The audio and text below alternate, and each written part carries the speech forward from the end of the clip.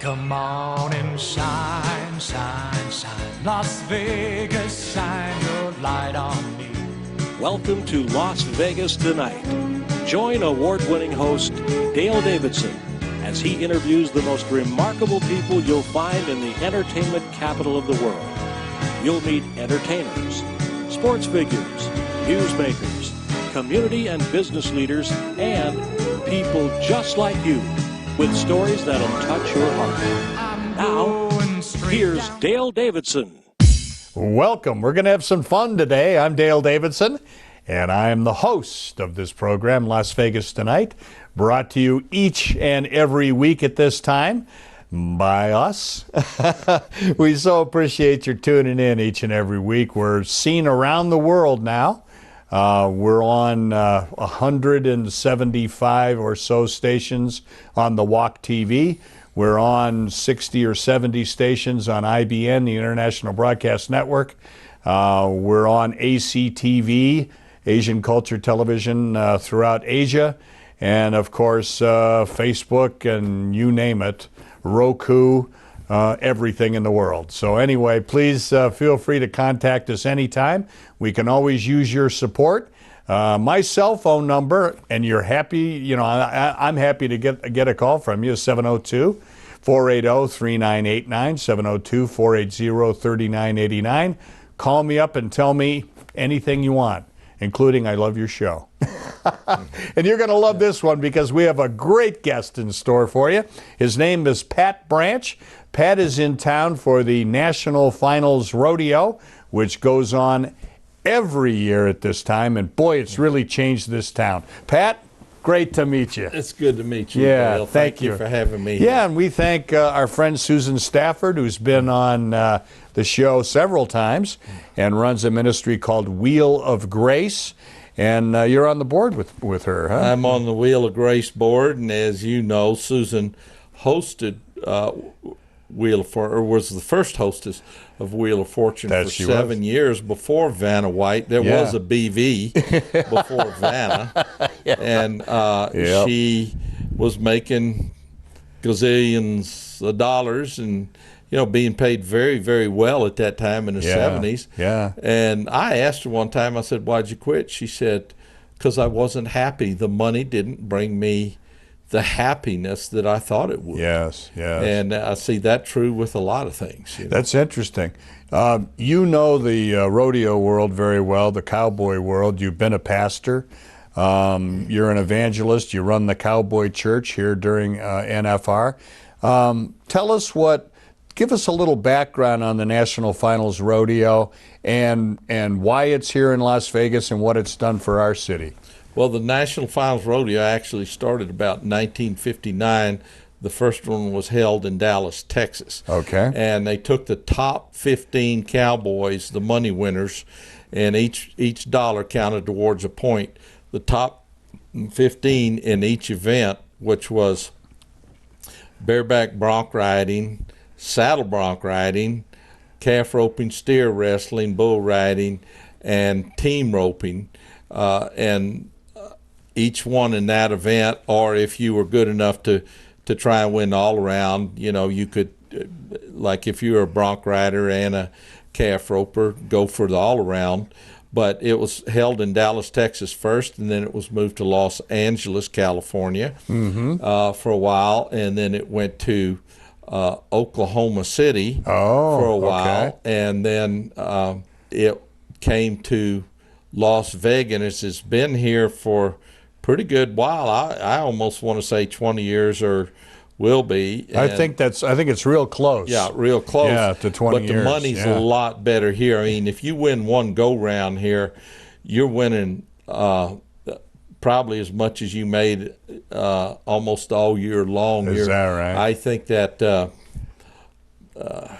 golly, it pays, I think in the steer wrestling, it pays 8 places starting at for one go-round. I believe, I'm not quite sure, starting at $67,000 for win that go-round, and then down further.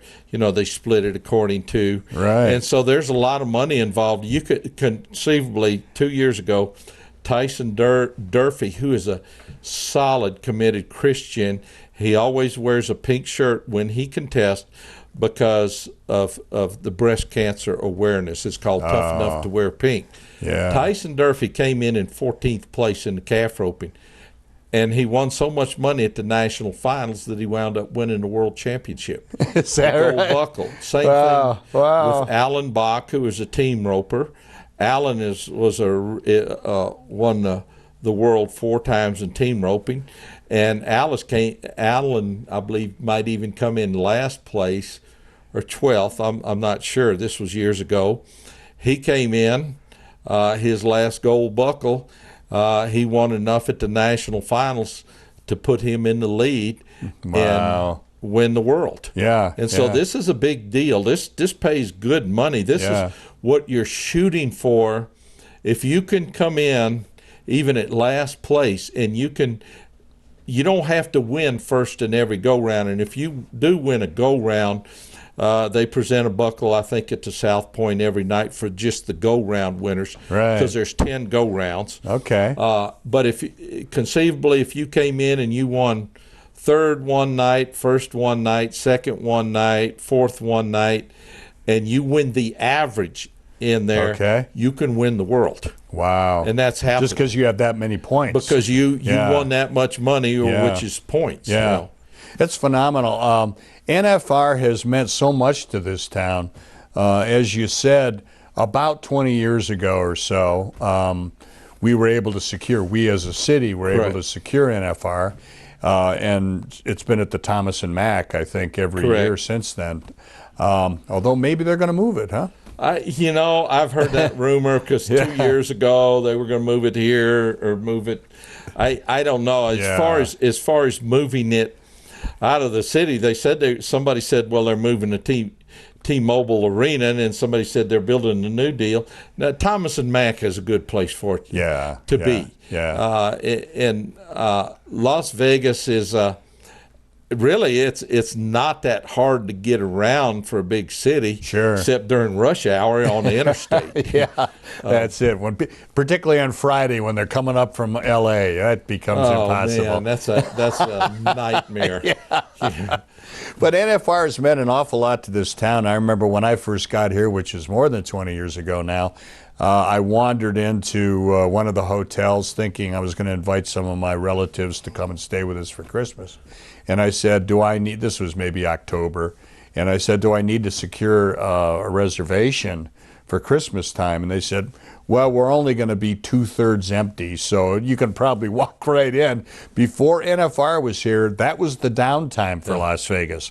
And they would tear up the carpets and put down new carpets and paint the rooms and put new furniture in and drapes. And the shows went dark, and everybody took a couple of weeks off. But this is one of the biggest conventions we have now. Well, and I believe it was 2 years ago or 3 years ago, the contract was up here in Vegas, and they were other cities were bidding, and I believe one of them, I don't know whether Dallas bid it or not, because Dallas has a couple of big rodeos there, the American, several others, but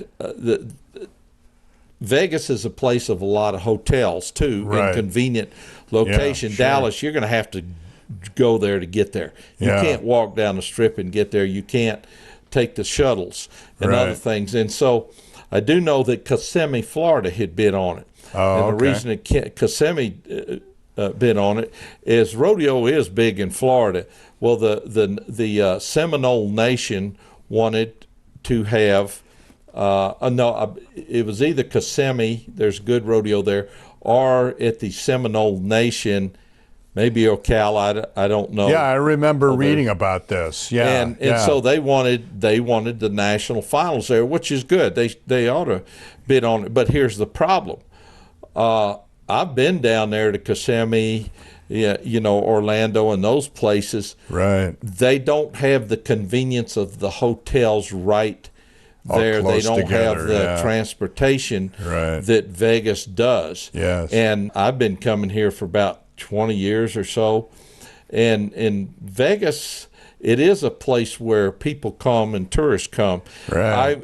I hope they don't move it from Vegas, because I only live 500 miles north, 486 miles from the Flying J Approximately. Craig Road to Kimberly, Idaho.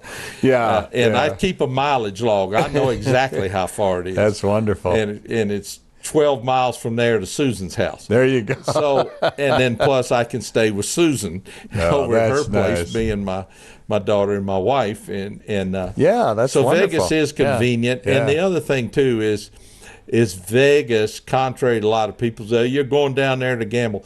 I'm not coming down here to gamble. Right. I'm coming down here. Now, I didn't start the Elevation Sunday service or the Cowboy Church service. I had been on the board with the Fellowship of Christian Cowboys for years, which is pretty well almost going by the wayside.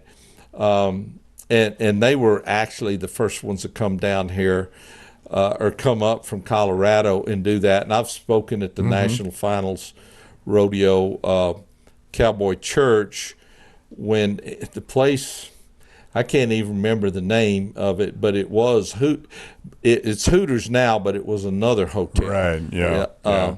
And so we used to do a church service there and do a nightly fellowship there. Wow. And we had a lot of fun. And now Charlie Kingsbury and Strand Smith, and Charlie's been the circuit champ in Colorado in calf roping. Strand Smith from Childress, Texas, was world's champion calf roper, and he's done modeling for the Wrangler commercials. And he and his sisters, they ain't no ugly in Strand Smith family. I mean, even his dogs are pretty.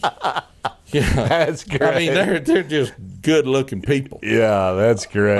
But they started it, and I hate to say this, but you know, when one ministry gets successful, another sees it, comes in, and so there got to be almost an enviousness or jealousy. You see that in the Christian community, and don't so you? Which is a shame. Charlie Kingsbury and Strand said, let's just do our own, no politics. We're not going to do meetings. We're going to do this once a year, the first Sunday for the National Finals Rodeo. Right. They started off at the Orleans. I think the first guy they had speak might have been Rocket Ishmael, who played with the Dallas Cowboys. Oh yeah, sure. They've had Jay Schrader come speak. Who won the Super Bowl with Washington. Chad Hennings, who was with the Cowboys. Yeah. And I happen to know all these guys because I worked with Pro Athletes Outreach Ministry for 30 years. And so they had a lot of people come in. We've had Mike Huckabee come in. Oh, really? Speak. Okay. We've had John Hagee's son speak. James Dobson. But now last 2 or 3 years, we're just pretty much going back to using Cowboys and having them give the testimony. Yes. This year, J.R. Vazane spoke. J.R. Was from Wyoming. He was a bronc rider. He got his back broke at a rodeo in Pasadena, California. Solid, committed Christian, he and his wife. Young guy, he's I think 24, 25. Right. But he's in a wheelchair. He's still in rehab. He gave his testimony. And then, now I'm not going to say this for sure, but Charlie Daniels was supposed to be here. And Charlie sent a tape in or something, said, sorry I couldn't be there. I'm having a procedure done, and I wasn't going to ask him what it is. At our age, we usually know. And no, I don't want to look inside me when somebody, after colonoscopy, they said, would you like to see the tape? No, man. I'm sorry to hear that you taped it. What, is this going to be on YouTube or what? When somebody says, I just want to look inside myself. No, you don't, man. There ain't nothing in there. Inside Pat Branch. Yeah, you're full of it, man. That's why they tell you get a cleanse. There you go. But anyway, I wouldn't say we. My job at the Elevation Sunday service, I give out the flyers at the back when they come back out. I hold the boxes there and collect the money. There you and go. I try and run off, but they usually tackle me if I do. That's great. That's and then great. of course, they don't take up an offering, but they say if you want to give and support this, because they don't do ministry. For his meetings all year long. Yeah. Strand and Charlie do this once a year and put all they have into it. That's for the wonderful. contestants. And now there's one at the Corey Ross does one at the South Point. Somebody else does one at I want to say Mandalay Bay. Okay. And then they do one, I think, at the convention center just for the vendors. Oh, okay. So, when and Cowboy Christmas afterwards. yeah, where the there's Cowboy Christmas. Yeah, which goes on at the convention center, right? And so people say, you're down there to gamble. Oh, no, I'm down here for ministry. I really am. Yeah. Now, if the Lord wants to, I have to tell this story. Yeah, hold on to the thought. It's going to be a good one, but we need to take a brief break. We'll be back with Pat Branch, who has a terrific story. So stick around. A potential audience of more than 50 million people is reached every week by Las Vegas Tonight. To keep the important message of Christ's love on the air, we need your prayers and financial blessings. Please send your tax-deductible gift to Dale Davidson Ministries, 9030 West Sahara Avenue, number 255, Las Vegas, Nevada, 89117. For a donation of $25 or more, we'll send you a copy of Dale Davidson's new book, Las Vegas Tonight, From Sin City to Vegas Saints. You'll love these inspiring stories of Las Vegas Christians who are changing the world. Or donate to the ministry, or order Dale's book by going to vegassaints.org. That's vegassaints.org. Or call us today at 702-480-3989. That's 480-3989. God bless you. Hello, I'm Dale Davidson. I hope you're enjoying Las Vegas Tonight. The guests we've had on the program are wonderful examples of Christians who take seriously Christ's command to love one another. In addition to the hundreds of television stations across the United States now carrying our show, we have been presented with the outstanding opportunity to bring these inspiring stories to people around the world. An international satellite network in the Russian and Ukrainian languages has asked us to provide them with episodes to be broadcast to millions. To make a gift to support this very special effort, please send your check or money order to Dale Davidson Ministries, 9030 West Sahara Avenue, number 255, Las Vegas, Nevada, 89117. To use your credit or debit card, call 702-480-3989. Thank you, and God bless you. Welcome back to Las Vegas Tonight. I'm your host, Dale Davidson, with a terrific guest, Pat Branch, who's here for the National Finals Rodeo, doing ministry. And during the break, when we went away to make a little bit of money here, you've talked about your photography, and you consider yourself an amateur, but you've won a lot of awards doing this, and particularly with military photos. Tell us about that. Correct. I used to shoot pictures when I was in Vietnam. I was a helicopter crew chief and gunner with 48th Assault Helicopter Company, Joker gunships, and we did a lot of operations into Laos. We weren't ever in Laos, but yeah, right. It was a secret. It was a secret. Yeah. And I worked with 5th Special Forces some and other units. But the last 3 years at the Twin Falls County Fair, I've won the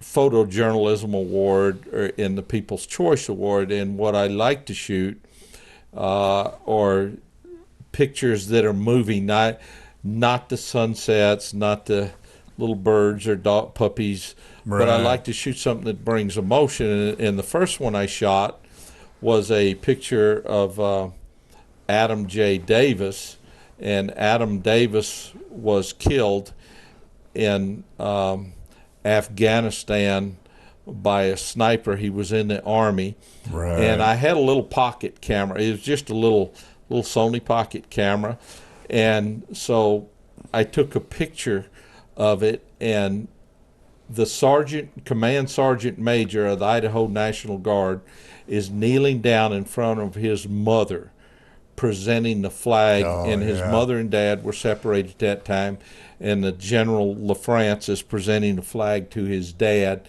and his mother has a grimace on her face. My wife said it was the most moving picture she's ever seen, and the mother is dressed in black and sitting there, and she's got this just grimace on her face. Yeah. The next one I shot, Dan Brown. Dan Brown was killed in Afghanistan, and his father, Dan Brown Sr., there's a bronze statue of him in Jerome, Idaho, at a baseball park there, and he is reaching down, grabbing the hand of a young Afghan boy or Iraqi boy. Right. And the story behind that photo was at his, when they were dedicating the statue, was that there was a Sergeant Galatia that was there, and Dan Brown was an E5, a sergeant, and so was Sergeant Galatia. And so they had come across an IED, and Dan Brown and Sergeant Galatia got in an argument, and Dan Brown said, "I'm going to go check it out." And Sergeant Galatia said, "No, you're not. I am." And so they got in an argument, and Sergeant Galatia told Dan Brown, he said, "You've got 4 weeks left in country. You've got 2 little girls. I think they were less than a year old or a year old that you've never seen." He had never seen them. I remember that. Wow. And so they had to be less than a year old. And he said, "I'm going to check it out." And Dan Brown said, "No, I'm checking it." So they flipped the coin. Dan Brown won. He went over there. The IED went off and killed him and 6 other men. Wow. So at the dedication of the statue, Sergeant Galatia had ridden his motorcycle up from, I believe, L.A. or San Diego, and he was there. And I said, "Sergeant Galatia," I said, could I just get a picture of you by the statue? And he said, "Yeah." And I thought he would just go up there and just kind of pose, just The way you do. yeah. He went up there and he put his arm around the statue, with his arm around Dan Brown's neck, and he said, "I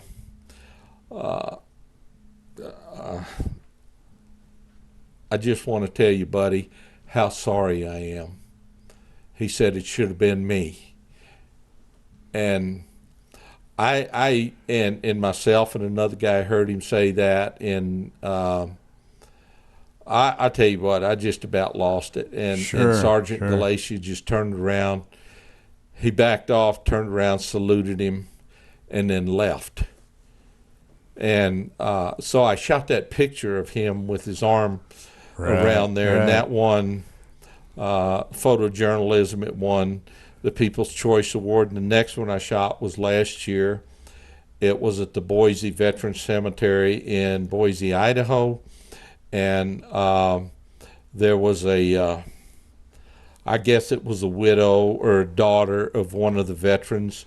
The tombstones were kind of lined up, but they came to a V just because of the nature of the picture, not right. And so the lady, the widow or the daughter, was there, and she was kneeling down, and she had her sunglasses on, and she's there, and I shot all the tombstones on the side, and she's right in the middle, and she's kneeling down in front of it. And I did shoot another picture of it, which I will probably enter next year, the same lady, but it's a close-up of her hugging the tombstone. And I like to shoot pictures. I shot a lot of rodeo pictures. I mean, God, bazillion of. Everybody enters, their grandkids and rodeo pictures and stuff. But I like to shoot. I love shooting military pictures with the emotion, because I've been there. Yes. And somebody said, "What'd you get your Purple Heart for?" I said, "Which time?" I've got 3 of them, and somebody said, "Well, which one hurt the most?" It was the broken ones that hurt the most. It's all them girls who rejected me. Like Heidi Klum and Angela Jolie. They had their opportunity. They had their opportunity.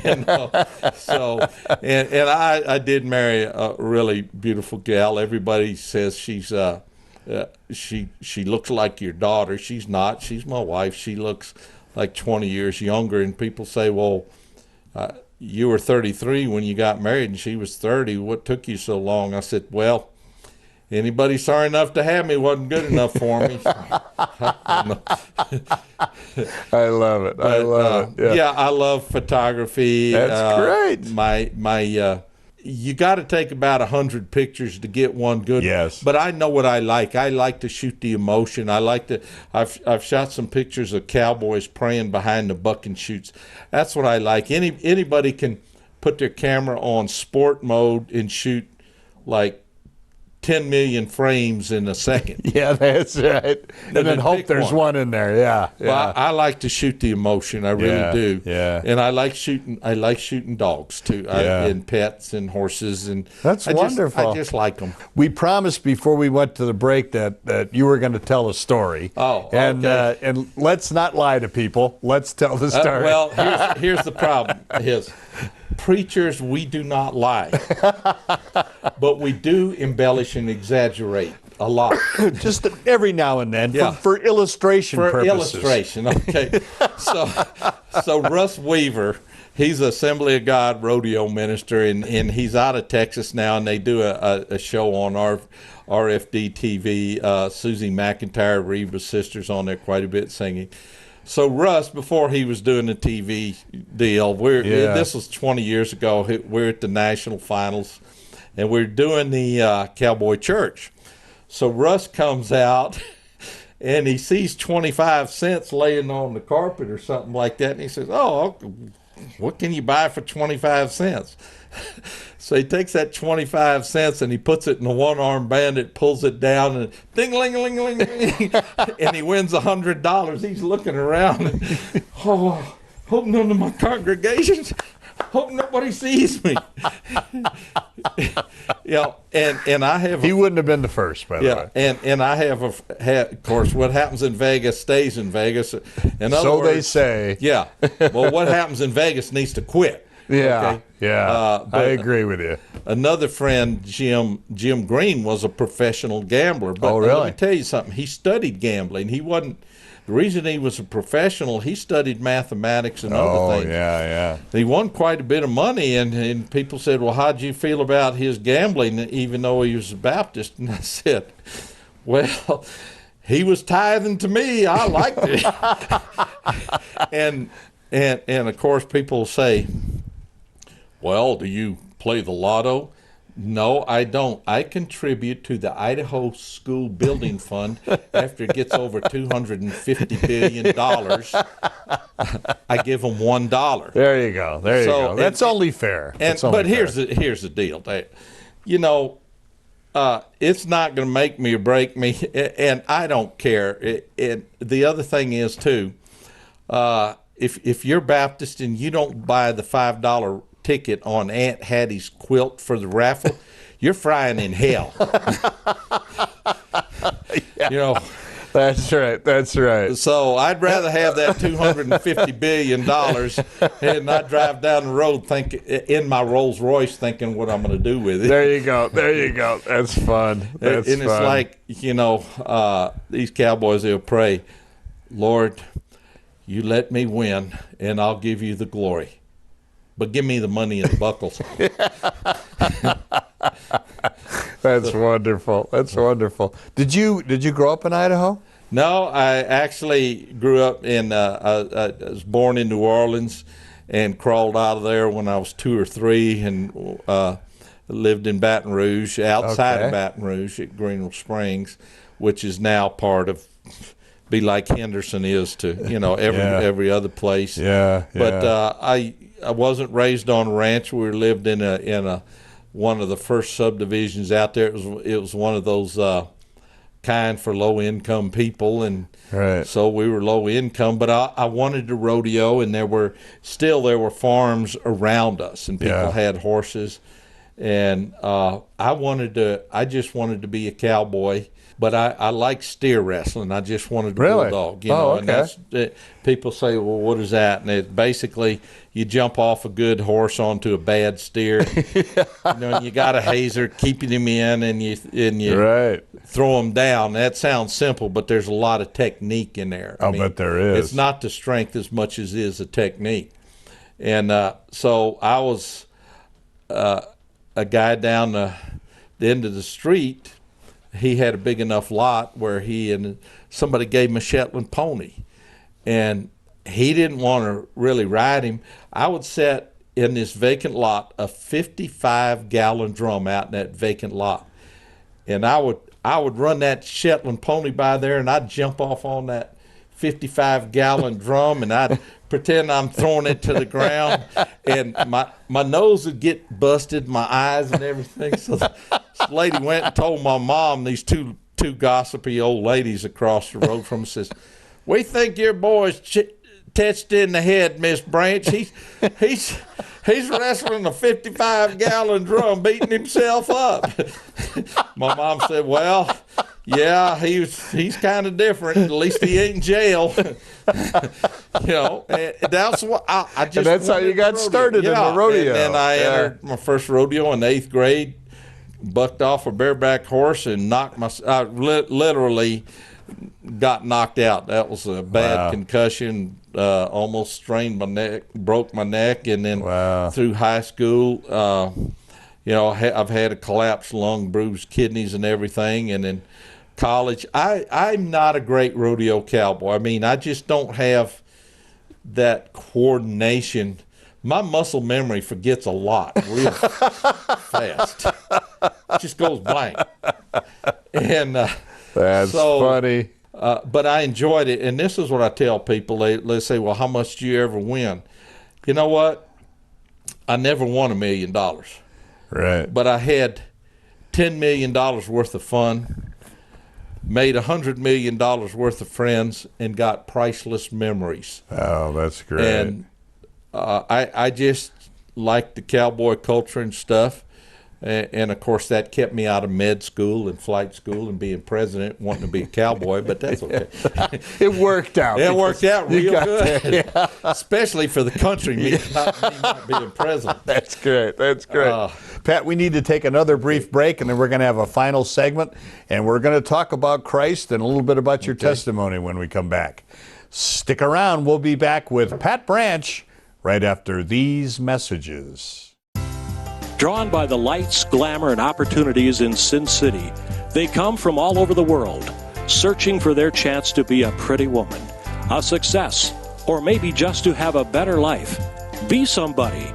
What happened after they got here is literally changing the world. From the story of Tommy Scott, a former gang enforcer turned Christian evangelist, to the Hookers for Jesus Outreach Ministry, to the heart-wrenching story of Arturo Martinez, and his heroic act of forgiving the man who assaulted and murdered his wife and 10-year-old daughter. Las Vegas Tonight presents an extraordinary depiction of Las Vegas as a city of transformation, from Sin City to Vegas Saints. Las Vegas Tonight, from Sin City to Vegas Saints, a collection of true stories of transformation, people whose lives were transformed, and people who are now transforming the world. Welcome back to Las Vegas Tonight. We're pleased to have with us Pat Branch, who is here with the National Finals Rodeo this week, right here in Las Vegas, Nevada.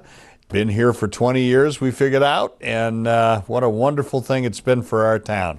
And we hope that it's been good for the rodeo, too, and its participants. It's been good. It's fun. I stay here all week, stay at Susan's, and it's been wonderful. Yeah. There's a lot of activity goes on for Christians here. There really is. Let's talk about that, and let's first back up a little bit and talk your testimony. When did you come to Christ?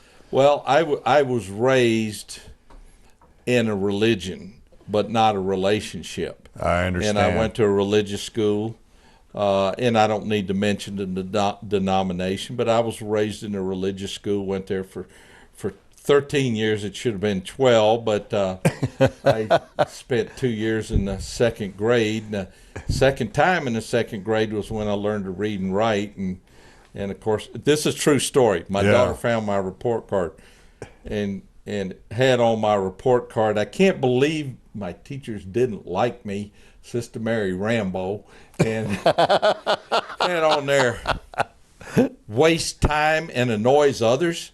Me? When I was annoying others, I was not wasting time, okay? I was building character into those people. And the other thing is, I actually thought I was going into politics till I found out poly means many and ticks is a blood-sucking parasite. So I wasn't going to do that. Then it says does not do homework.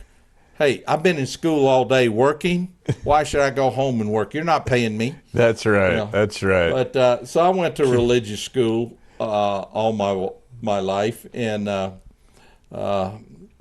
barely escaped out of there.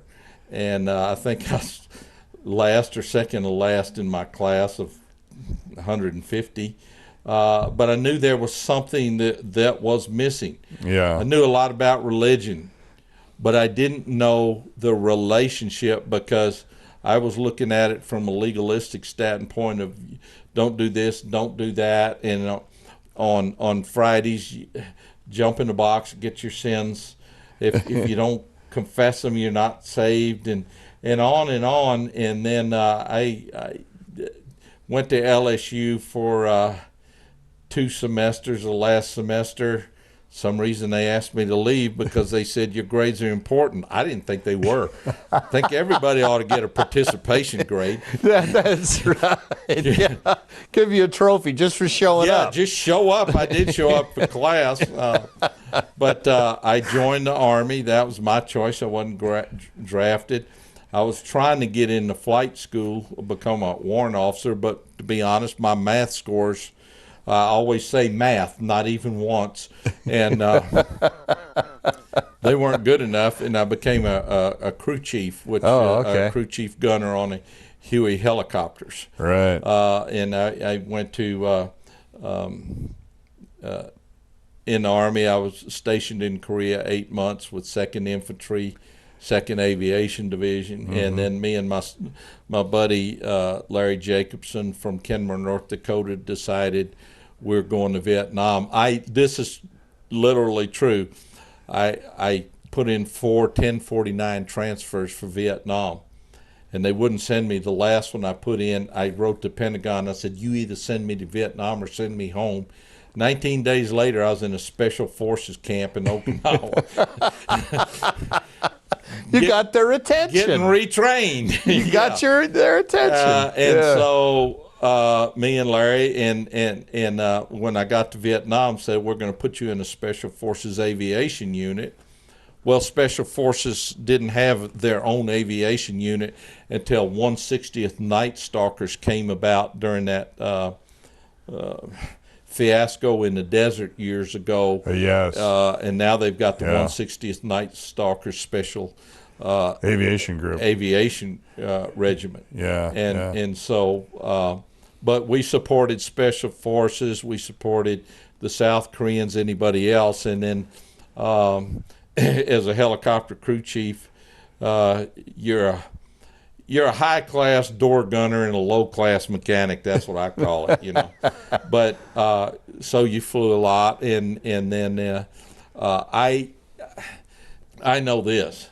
I don't think I was saved at that time, but I asked God. I said, God, put me in a good unit. Just get me in a good unit. Right. And so I went to 48th Assault Helicopter Company at Ninh Hoa, 40 miles above Nha Trang.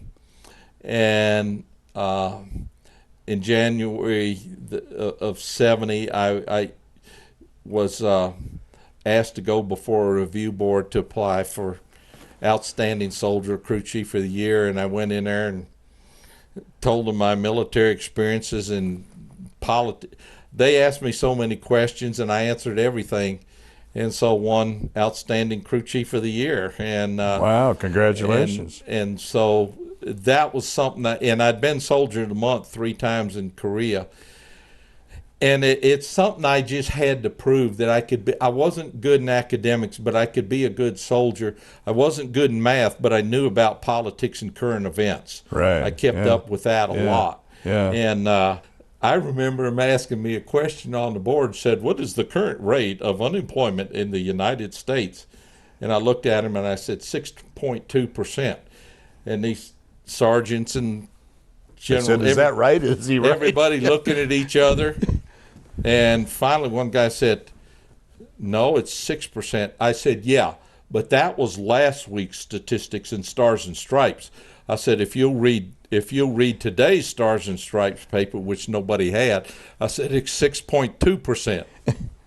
I think that won it right there. Yeah, I had no idea what I was talking about. To be honest. I mean, I was lying through my teeth. Forgive me, Jesus. Oh, well, I was embellishing by 2 points. There you were. Yeah, so, that's funny. It gave me that, and then we moved up to the up on the DMZ, which was Dong Hai, and we flew into Laos, did combat operations into there. Yeah. Lost a lot of men. I was asked to go into the gunship platoon, which was called the Jokers. I said, "No, I'm fine flying utility or ash and trash." And ash and trash is resupply, troop insertion, combat assaults, medevacs. I truthfully say I enjoyed pulling medevacs more than anything else, even really? if it was under hostile fire. Because with a gunship, you're there to destroy things and protect people. You're protecting others like a SWAT team, but you also blow up a lot of things. Right. There's nobody I ever killed come back and say, "Thank you for killing me. Thank you for making my mother cry. Thank you, for my widow," or something. But when you save somebody's life, and you're getting them into a safe area, to a hospital, and they're conscious, they say thank you. Yes. And we love the sound of a Huey helicopter. And any veteran out there who's been in Vietnam knows the sound of a Huey. Oh, yeah. It's a distinct sound. Yeah. So we get up to Laos, and we get into Laos in Lam Son 719, which was a 3-month operation. We lost a lot of guys. We in my platoon alone, which was 26 in that platoon, we had we've got 7 missing in action, 3 killed in missing action. Everybody received a Purple Heart. I got my 3 Purple Hearts and stuff. And I thought, well, the greatest honor for an aviation is to receive a Distinguished Flying Cross. So I got a Distinguished Flying Cross. And then congratulations. Okay, well, what next? I got 13 air medals and with valor. I've got a Valorous Unit Award. I've got a Bronze Star. But it still felt empty. 3 Purple Hearts, and people think, well, you're some sort of hero because you got 3 Purple Hearts. I could have gone home, but I extended my tour because I wanted to be with my men and protect them. Sure. It's a band of brothers. And I didn't feel anything, and so I extended my tour, got out the Army, went back home. You're on a flight. 13 hours later, you're back in the States. That had to Lewis be hard. McCord. Yeah. You get out, literally, you go to your transfer station, you're processing out, take your old fatigues off, throw them in the dumpster to be recycled, go take your shower, give you Class A uniforms, a steak dinner, and process out. And you were no done. Counseling, no nothing. They drive you to the airport and say, go home. Wow. Nothing. Wow. I mean, there wasn't, I've had a lot of Iraqi and Afghan veterans come up now say thank you because we're getting better care. And the VA hospitals at that time, I'll just be honest. The worst one was New Orleans, Louisiana. It was just, it was bad. But and then did you have PTSD after all of this? Yeah, I'm sure you did. I didn't know it. I had no idea. Yeah. A friend of mine who retired from the Navy said, he's got PTSD. And, I bet he does. And stuff. And I said, well, no, I don't.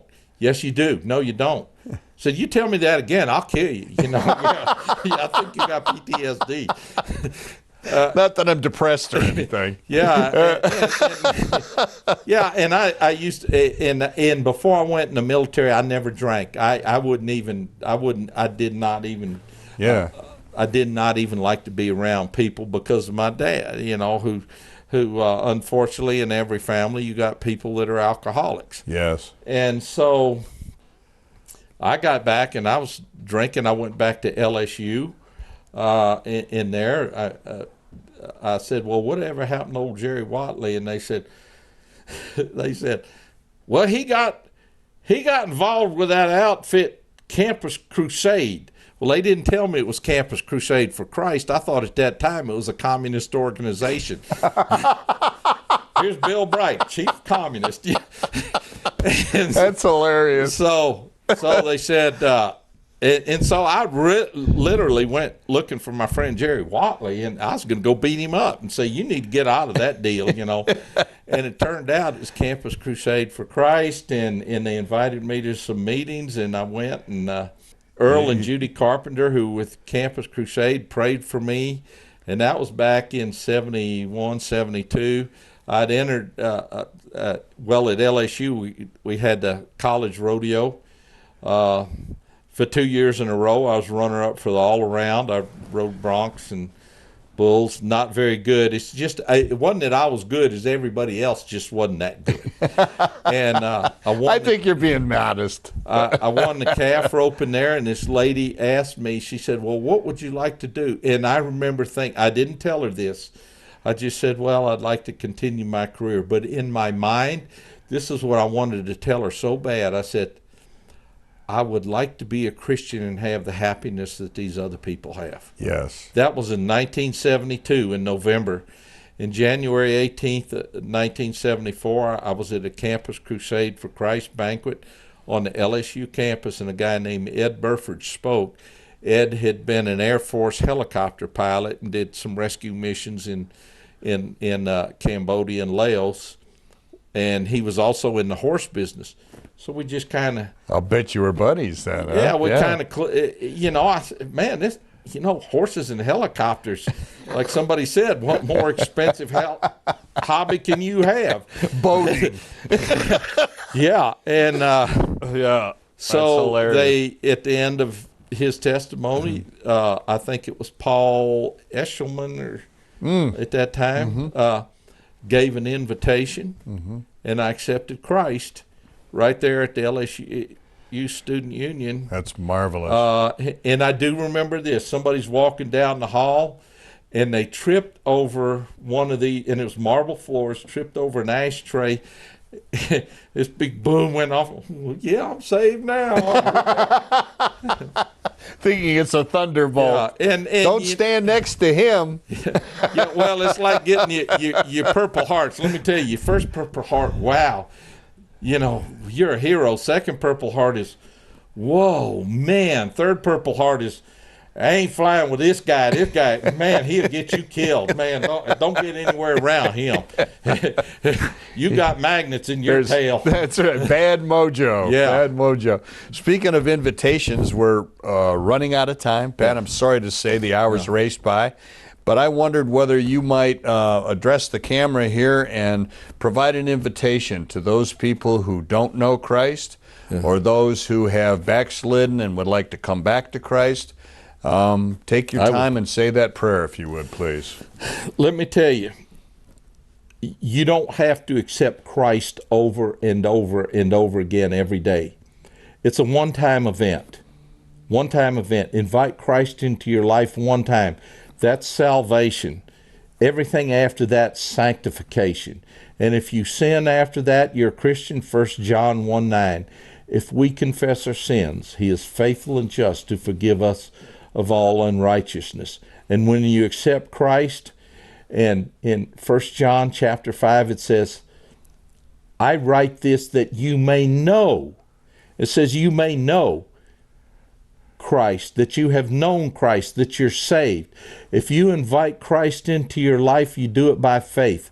I can tell you all the facts in the world, and the facts are good, but you're going to have to put your faith somewhere, and you have to know Christ. Now, right now, I'm going to just ask you, if you don't know Christ, would you just put your faith in him and say this simple prayer with me?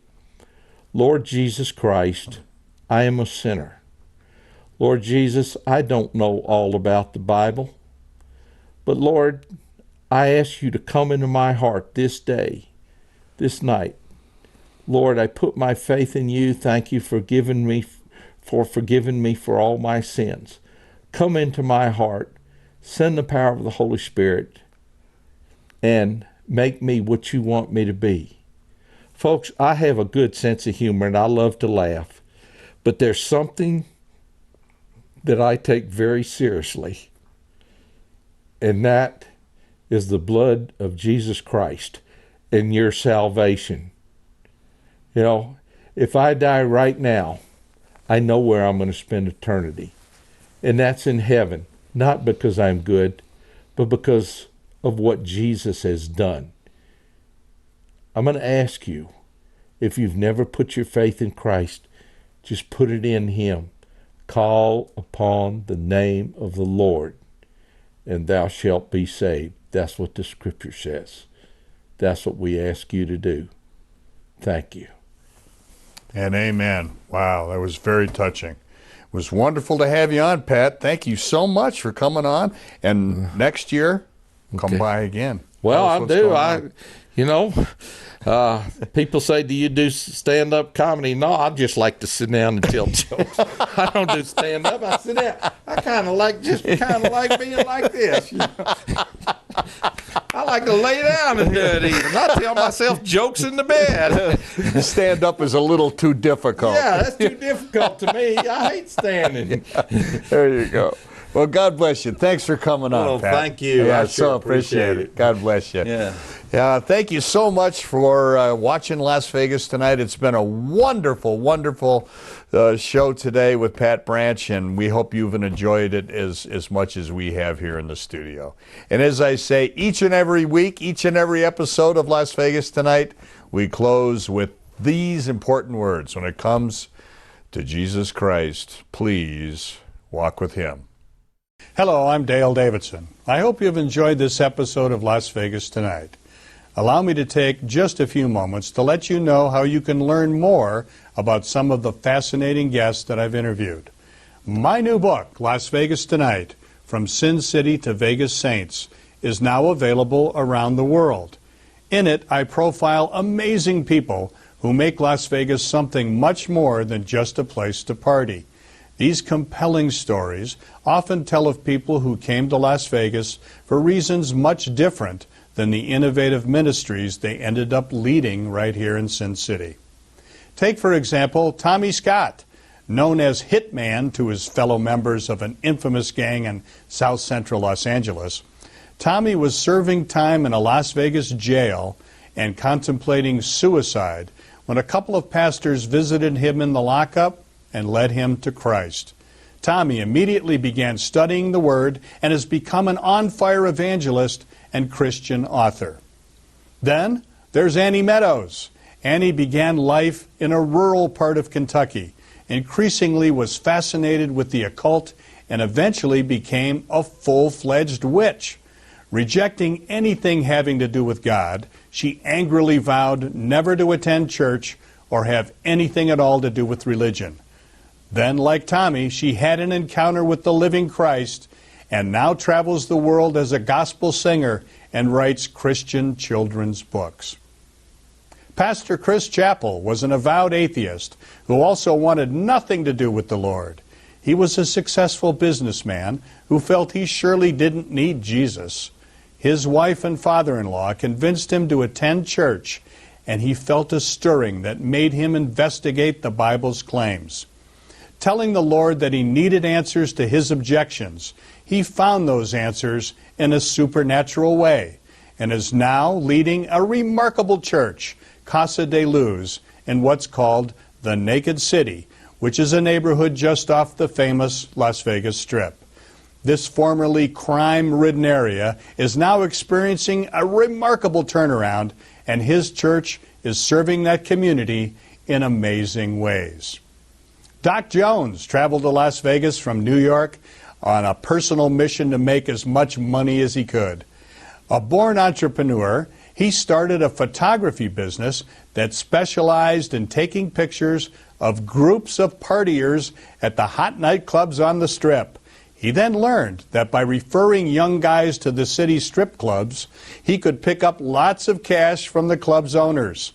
That evolved into sending young women who were wannabe strippers to these so-called gentlemen's clubs, and then he managed their careers. Eventually, he felt so empty and despondent that he too thought seriously of suicide. Hearing a sermon about the prodigal son caused him to dedicate his life to Christ. Now an exceptional musician and composer of gospel rap, hip-hop, and spoken word genres, he is helping change Las Vegas from a place where sin abounds to a city where grace abounds more. Pastor Clegg Seth was an aspiring actor and screenwriter in Hollywood and a strong Christian who wanted to make a real difference for Christ in the entertainment world.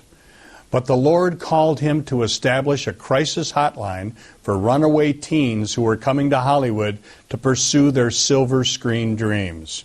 He then started halfway houses for men and women with substance abuse and other problems. He also helped set up a similar men's home in Las Vegas. At one point, he developed a gambling habit, but the Lord delivered him from that problem, and he now devotes his life to sharing Christ with men in prison, serving seniors in a church setting, along with visits to nursing homes and hospitals. He has continued his quest to influence Hollywood through a ministry called the Christian Studio. I personally really look up to Clegg Seth as a model of how a Christian should live and serve others. He truly is one of the Vegas saints. Read these stories and more in this 226-page book, Las Vegas Tonight, From Sin City to Vegas Saints.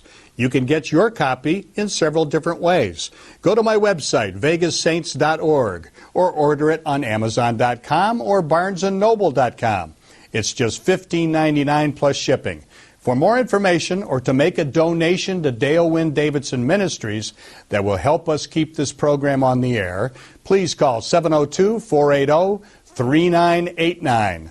Or you can write to us at Dale Davidson Ministries, 9030 West Sahara, Suite 255, Las Vegas, Nevada, 89117.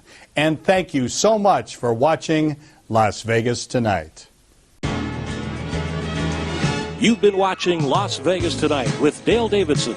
Send your tax-deductible gifts to Dale Davidson Ministries, 9030 West Sahara Avenue, number 255, Las Vegas, Nevada, 89117.